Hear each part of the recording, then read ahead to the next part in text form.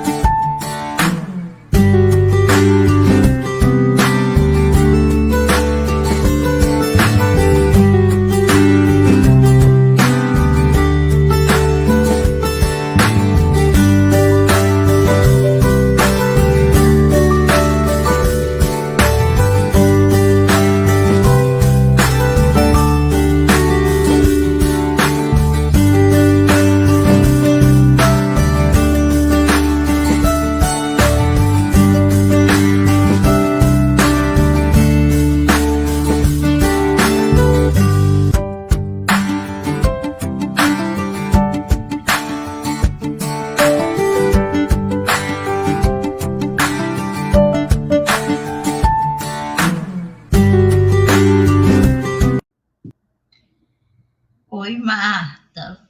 Oi. Agora sim, né, querida? Agora com volume.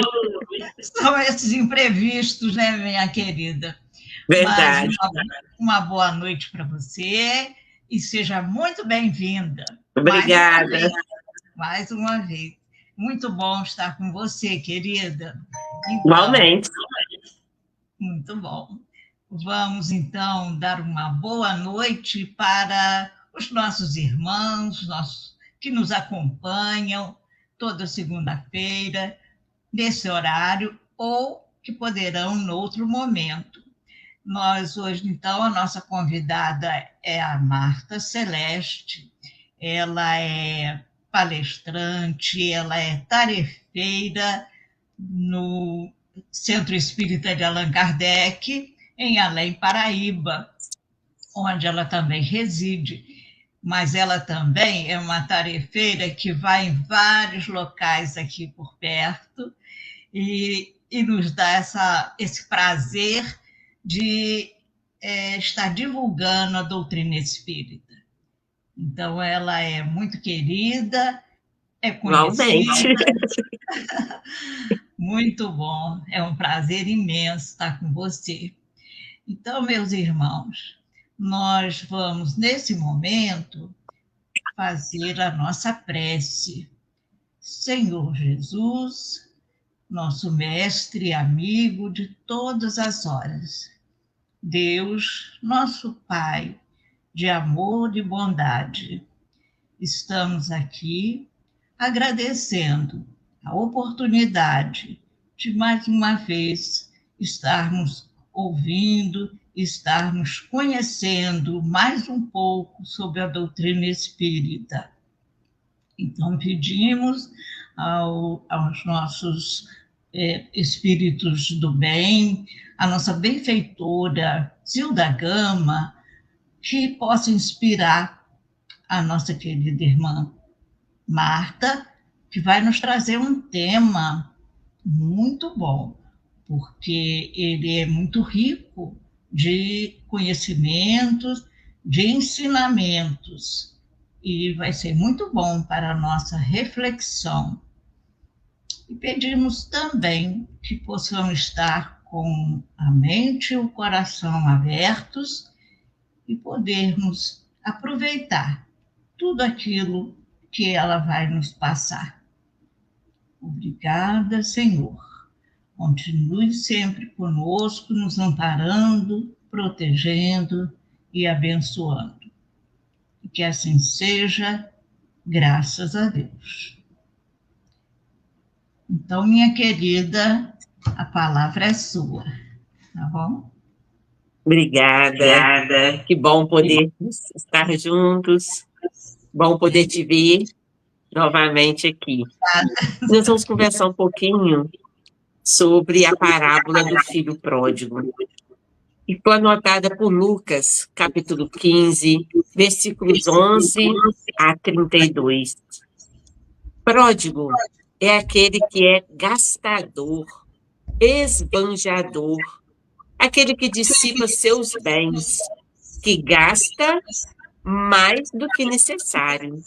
E aí já fica um ensinamento para a gente, que quantas pessoas hoje, bem próximo a nós, gastam além daquilo que recebem.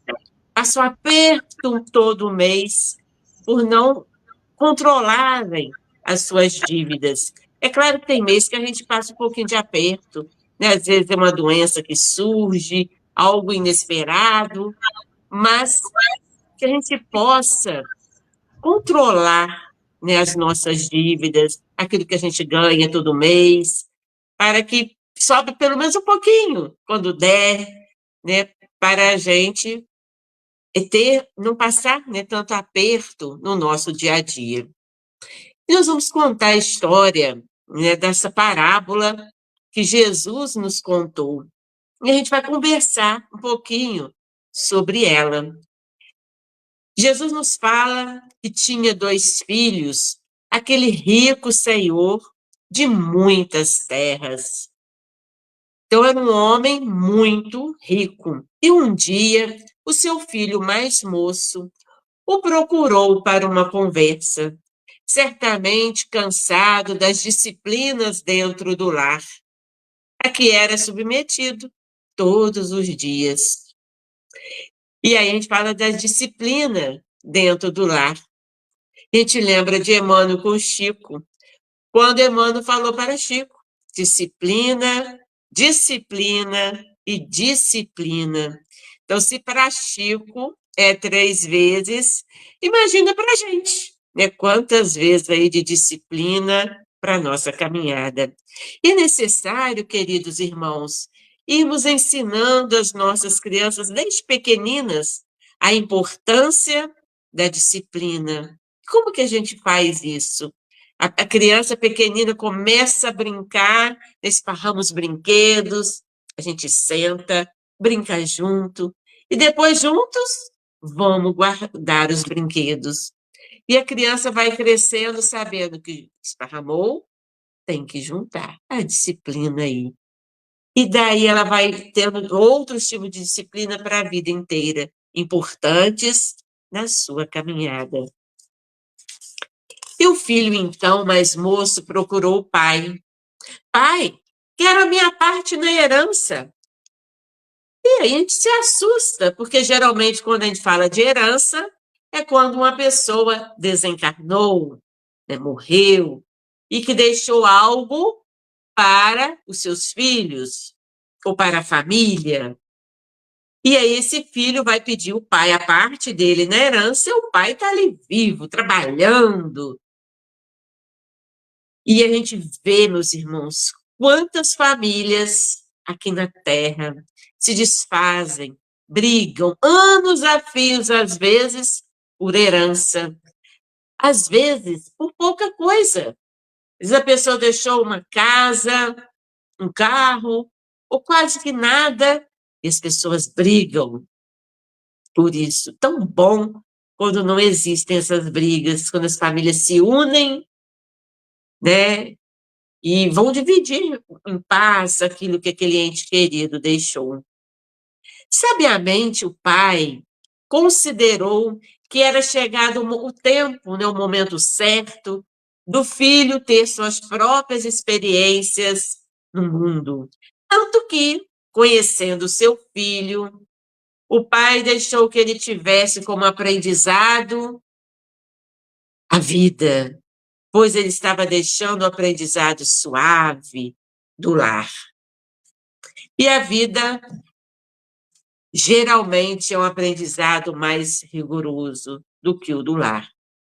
Segundo a lei vigente da época de Jesus, quando eram apenas 2 filhos, o filho mais velho, né, o primogênito, herdava 2/3 dos bens.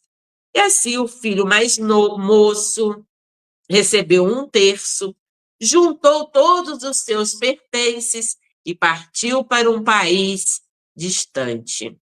Então, mesmo sendo 1/3, era bastante, porque o pai era rico um senhor rico de grandes terras, como Jesus nos fala. E ele partiu para um país distante, longe do olhar paterno. Então, ele não foi ali para Carmo, né? Ele não foi ali para Sapucaia, que seria bem próximo do olhar paterno, Teresópolis. Ele foi para um lugar bem longe do olhar do pai, onde não tivesse ninguém que o conhecesse e que ele pudesse desfrutar de plena liberdade. E aí nós sabemos, meus irmãos, que a nossa liberdade termina onde começa a do nosso próximo. Então, por mais que a gente anseie em liberdade, temos que ter em mente, né, que ela termina onde está o outro. E esse jovem partiu, logo se acercou-se dele os amigos. Não os amigos íntimos, queridos, que falam nossa alma, mas os amigos daquilo que ele possuía, da fortuna que ele estava levando consigo. Viveu de gastos exagerados, gastando muito, sem economizar nada, sem investir um centavo, sem trabalhar para que pelo menos pudesse repor parte daquilo que ele estava gastando. Não. Ele estava empolgado, meus irmãos, pelos prazeres imediatistas. Em pouco tempo, ficou sem nada. Só gastou, não repôs, ficou sem nada. E os supostos amigos sumiram também. Viu-se só, sem recursos, num lugar distante. E esse lugar estava passando por uma recessão muito grande.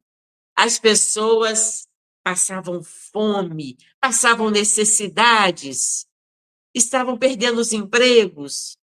E ele precisava procurar algo para se manter. Então, ele foi procurando e conseguiu um serviço no campo como guardador de porcos. Suprema humilhação para um judeu. Cuidar de animais considerado por eles como imundos, segundo suas tradições religiosas. E aí, nós vemos que este jovem aceita o emprego, cuidar do porquinho.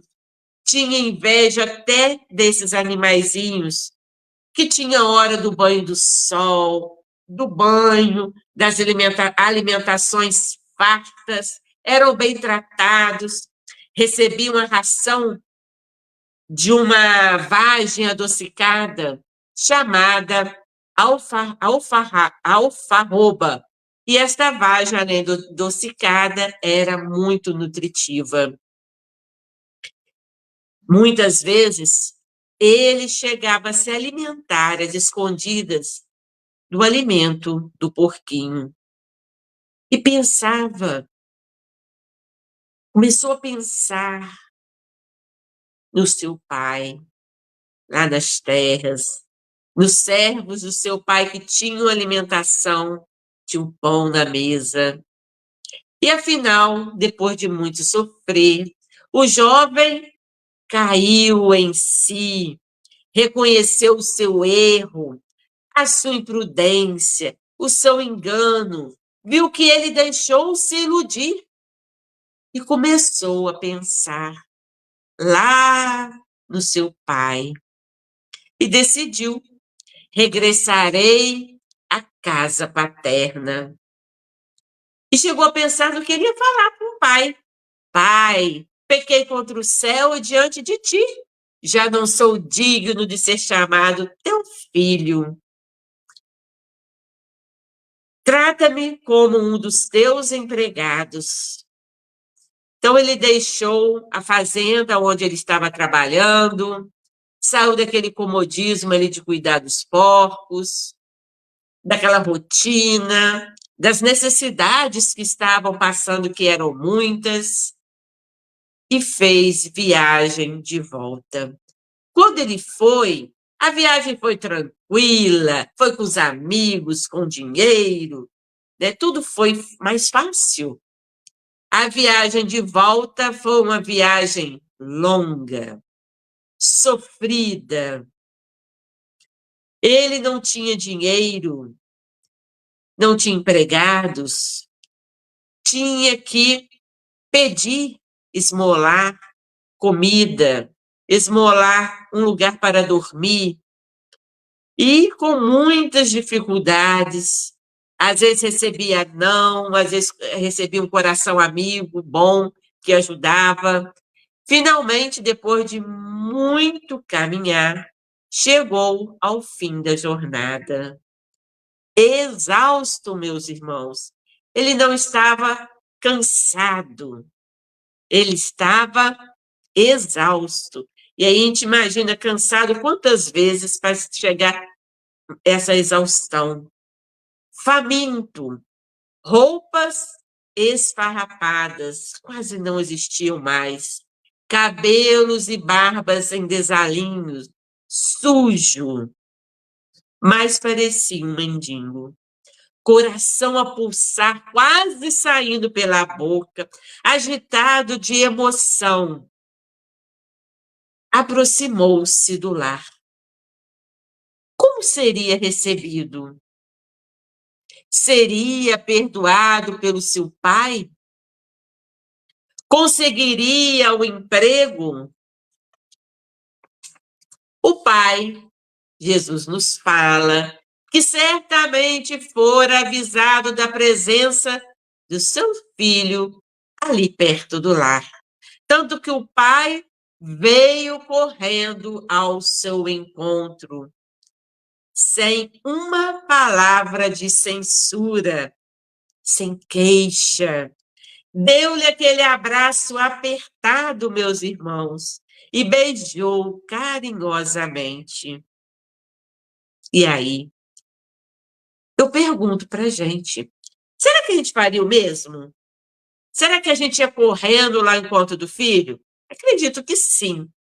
Mas será que a gente ia sem uma palavra de censura? Sem uma queixa?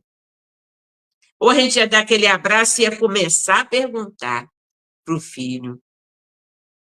E aí, cada um vai pensando aí. O filho, em lágrimas copiosas, ao receber aquele abraço apertado do pai, extravasando arrependimento, saudade, ajoelhou-se aos pés do pai. Pai, pequei contra o céu e diante de ti, já não sou digno de ser chamado teu filho. Adivinhando o que o filho iria falar, o pai levanta do chão, o acolhe novamente nos seus braços, que o pai adivinhou que ele ia pedir para ser empregado dele. Ergueu de encontro ao peito, transbordando de felicidade, e dirigiu-se a um dos servos que estavam ali. E aí, meus irmãos, quando a gente estava estudando essa passagem, desse filho que foi para longe, deste pai que ficou ali tempos, pensando onde está meu filho, como meu filho está, nós nos recordamos que em nossas cidades aqui próximas, em cidades grandes, em todo lugar existem famílias que choram, que oram a Deus todos os dias, pedindo que os seus filhos, que o seu familiar querido volte para casa. Muitos estão sumidos no mundo, a gente não sabe onde eles estão e a família sofre. Por N motivos, partiram e a gente não sabe onde eles estão. E como essas famílias sofrem, choram a falta deste ente querido. Então, quando a gente estava vendo essa imagem desse pai, né, recebendo esse filho de volta ao lar, nós imaginamos quantas pessoas aqui pertinho da gente dariam tudo para receber o filho com esse abraço que esse pai recebeu. E aí, meus irmãos, a ideia central desta parábola é salientar a compaixão do pai. Esse pai que Jesus trouxe para nós, que é Deus. Pai de amor, de bondade, de justiça, sempre pronto a nos auxiliar. Deus está pronto a receber qualquer um dos seus filhos, independente do erro que tenha cometido. Deus está ali de braços abertos a nos receber. É claro que iremos passar pelo sofrimento, por aquilo que teremos que passar, devido àquilo que nós fizemos, mas a ajuda, esse carinho de Deus, nós sempre temos. Basta que uma chispa de arrependimento sincero, esse raio de luz, brote do nosso coração. E o pai, então, fala para o servo: trazei depressa a melhor túnica para vestir no meu filho. Trazei também o anel e sandálias. O anel para pôr no dedo, né, e sandália nos pés. Trazei também o novilho cevado, um boi ainda novo, de 1 a 2 anos. Preparemos uma festa, comamos, nos alegremos, porque este meu filho estava morto e reviveu, estava perdido e foi encontrado. Então, a túnica, a melhor túnica, era aquela túnica longa, de fino linho, reservada para ocasiões especiais. E esta era para o pai, uma ocasião especial. Então, seria aí uma bodas, né, um casamento. Seria, nos nossos dias, 15 anos, uma formatura. Usaria, né, a túnica de linho. Então, Jesus fala, né, nesse pai para a gente. Então, ali está a recompensa do perdão. O anel de pedra preciosa era usado pelas pessoas de classe social elevada, e o pai eleva novamente aquele filho. E o calçado distinguia os senhores dos servos. Estes andavam descalços. Então, o pai vai responder ao filho: você é meu filho muito amado. Não vai ser rebaixado a um servo aqui da fazenda. Os judeus usavam carne somente para grandes solenidades. Para o pai daquele jovem, né, do filho pródigo, esse jovem que retorna ao lar, é um motivo solene que preenche o seu coração entristecido por longos anos, pela falta do filho amado. Então, por isso ele manda matar o novilho. Aquelas recomendações chegavam com carinho ao coração do filho muito amado, de retorno ao lar. E a gente para a nossa história. Mas a gente lembra que eram 2 filhos. Mas moço, já falamos nele. Ele errou, se arrependeu e voltou. O mais velho tinha ficado lá nas terras com o pai, trabalhando. Estava no campo trabalhando. Quando ele volta, ele ouve a música, ele vê a dança. Chamou um dos servos e perguntou: o que está acontecendo aí no lar? Tinha nada programado? Chegou alguém importante aí no lar? E aí, o servo falou: seu irmão voltou, seu pai está muito feliz. E ele ficou revoltado. Não quis entrar no lar. E o que o pai fez? Foi estar com ele. Ele não foi estar com aquele que se arrependeu e voltou? Foi estar com o filho mais velho também. E o pai chegando, o filho fala com ele: pai, eis que te sirvo há tantos anos, sem nunca transgredir uma lei sua. E nunca me deste um cabrito para comer com os meus amigos. Será que este filho pediu ao pai esse cabrito? Ou só lembrou do cabrito agora que o pai matou o novilho cevado? Então, ele está ali lastimando com o pai o dever cumprido.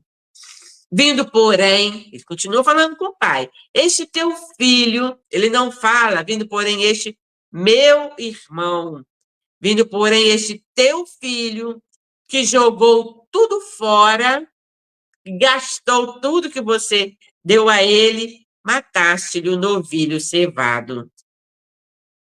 E o pai, então, no seu amor, na sua justiça, começa a conversar com o filho. Filho, tu sempre estás comigo, sempre trabalhou comigo, me ajudou, e todas as coisas minhas são tuas. Olha a justiça do pai. O mais novo já tinha recebido a parte dele. Então, o que é meu, é teu, meu filho. Mas era preciso que nós nos alegrássemos, que nós nos divertirmos, porque teu irmão estava morto e reviveu. Tinha se perdido e achou-se. Então, quando a gente lê essa parábola assim, a princípio, a gente acha que o mais novo, o mais velho, tem razão, né, de reclamar com o pai, né? Ele fez tudo pelo pai. E a gente vai comentando, a gente vai aprendendo e vai vendo que revoltar-se contra o pai não é uma coisa legal.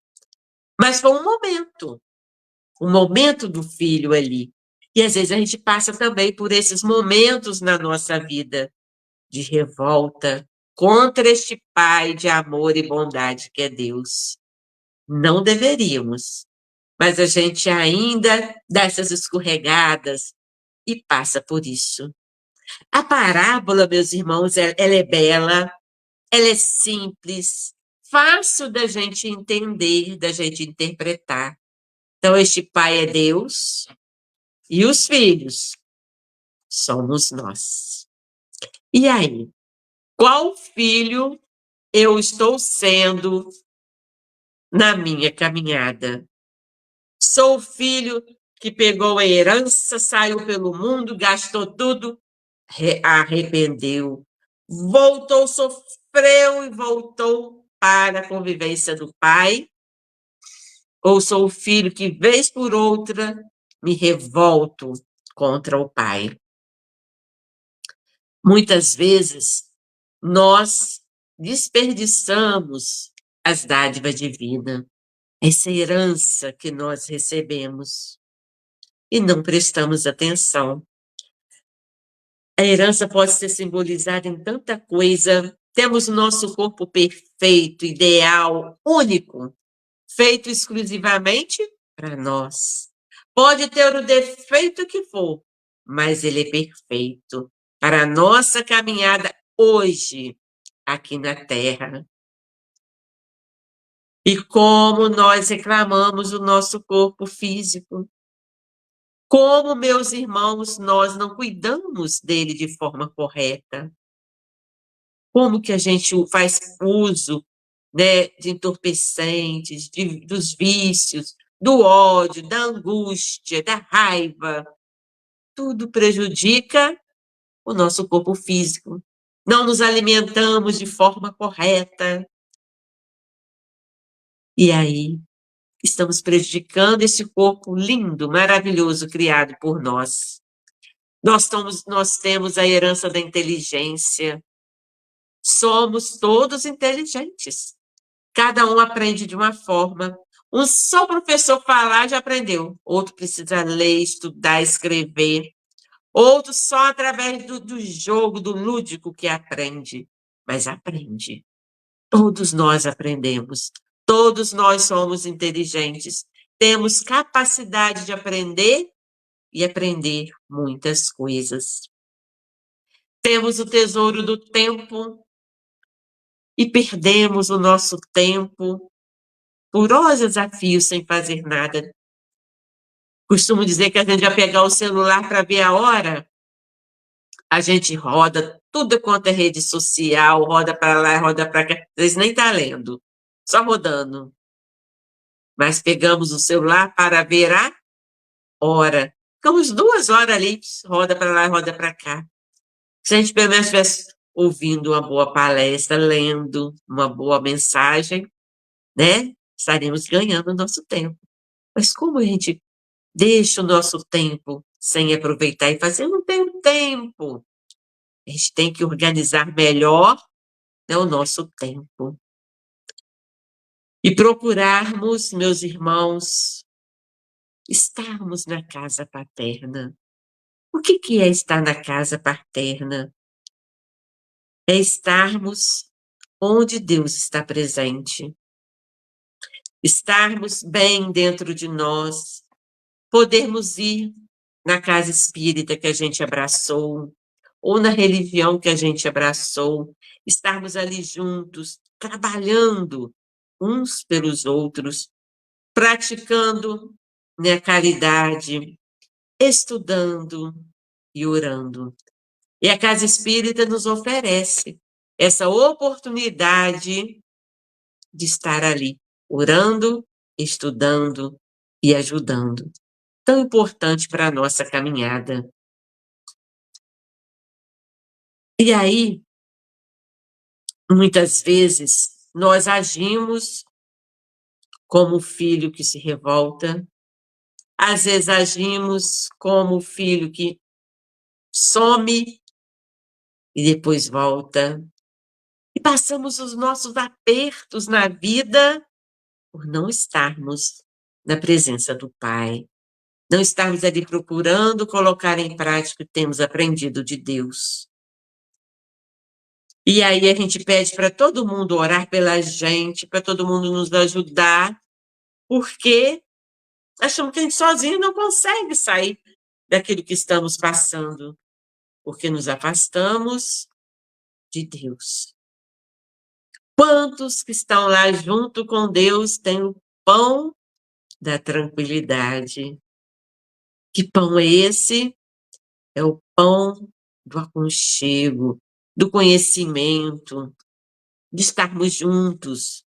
Nós, às vezes, que nos afastamos da presença de Deus, da casa paterna. Então, é muito importante, meus irmãos, estarmos na presença, procurando estudar tudo que a gente pode de Deus. Nós temos aí com a doutrina espírita as obras básicas, as obras subsidiárias, são muitas obras para a gente estudar, a gente pegar, estudar, analisar e ver todo aquele conteúdo para a nossa caminhada. O filho pródigo, ele caiu em si, reconheceu seus enganos, a necessidade de mudar, de procurar o Pai. E que glorioso momento foi esse. Que nós também, na nossa caminhada, possamos cair em nós. Procurar reconhecer os nossos erros, as nossas falhas, e procurarmos buscar mais as coisas espirituais que nos cercam. Não são poucas, são muitas coisas que nos cercam. E que a gente, na caminhada, vai deixando sem realizar. Importante também, nessa passagem, nos lembra, ensinamento muito importante da doutrina espírita, que não adianta que a gente não faça o mal. Eu estou lá na casa do pai, fazendo lá o que ele mandou. É preciso que a gente faça algo a mais, que a gente faça o bem. Não, a gente não tem como ficar parada aqui o bem, aqui o mal, e eu estou aqui, ó. Não estou fazendo nenhuma coisa nem outra. Eu tenho que procurar fazer o bem.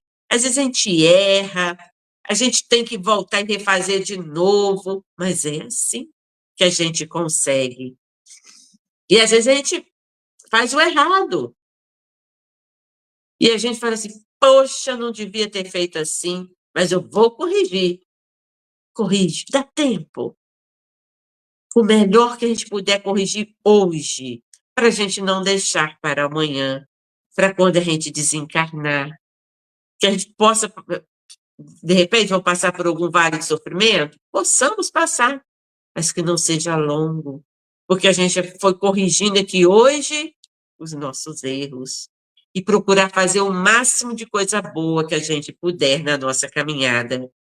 Que tenhamos, meus irmãos, uma fé operante, uma fé que trabalha, que acredita, e não uma fé inoperante, uma fé duvidosa, que está sempre procurando saber se aquilo é verdade ou não.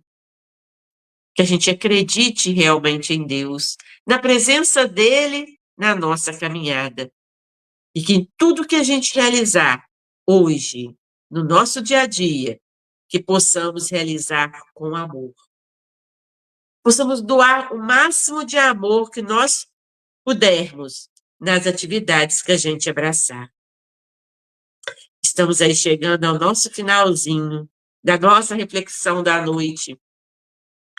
E que a gente possa levar para casa esse ensinamento da parábola do filho pródigo que Jesus trouxe para nós. Que filho eu tenho sido na minha caminhada?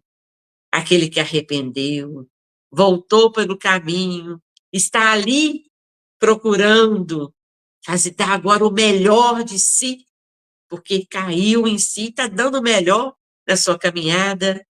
Ou eu sou aquele que está lá junto com o Pai, que de vez ou outra reclamo da presença de Deus, reclamo de alguma coisa. Que filho eu estou sendo na minha caminhada hoje?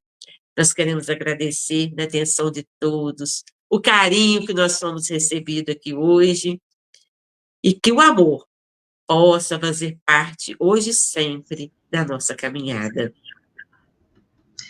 Minha querida Marta, mais uma vez você traz assim com tanta delicadeza uns ensinamentos que são para a nossa vida aquela abertura de falar, é isso que eu preciso ouvir, é isso que está me fazendo falta, esse entendimento, porque essa parábola não era tão bem explicada, né? A gente lia muito simples. E a doutrina espírita coloca à disposição o estudo em várias obras, e você, então, fez um trabalho belíssimo, tá, Obrigada. meu amor? Nós ficamos muito agradecidos, mais uma vez, e você é sempre muito bem-vinda, tá bom, meu amor? Então, nesse momento, vamos continuar com essas vibrações para podermos fazer a nossa prece, para agradecer ao nosso Pai Celestial, de amor, de bondade, pela oportunidade que nos dá a todo instante de poder melhorar um pouco mais. E como a nossa irmã Marta trouxe, é saber reconhecer, refletir em que estágio nós estamos, se somos daqueles que queremos aprender sempre mais, ou queremos ficar parados ou revoltados com os acontecimentos. Então, quando nós percebemos, através desses estudos, nós sabemos qual é a nossa verdadeira a caminhada, como ela deve ser feita. Então, é esse agradecimento também à nossa mentora Zilda Gama, a esses bons espíritos que sempre nos acompanham e que fizeram com que nós entrássemos assim nessa nesse verdadeiro estudo que nos faz refletir o que é importante na nossa caminhada. Então, Senhor, mais uma vez, pedimos por aqueles que estão acamados, pelos doentes, por aqueles que ainda têm um coração endurecidos, mas que possam ouvir essas mensagens de Jesus, esses estudos maravilhosos da doutrina espírita, e também possam compreender o verdadeiro sentido da vida. E como disse a nossa irmã, o que fizermos, façamos com amor. Que assim seja, graças a Deus. Então, minha querida, leva esse abraço que a gente sempre dá quando está junto, tá, meu amor? E fica com Deus, tudo de bom. Com Deus também. Tchau, querida. Tchau.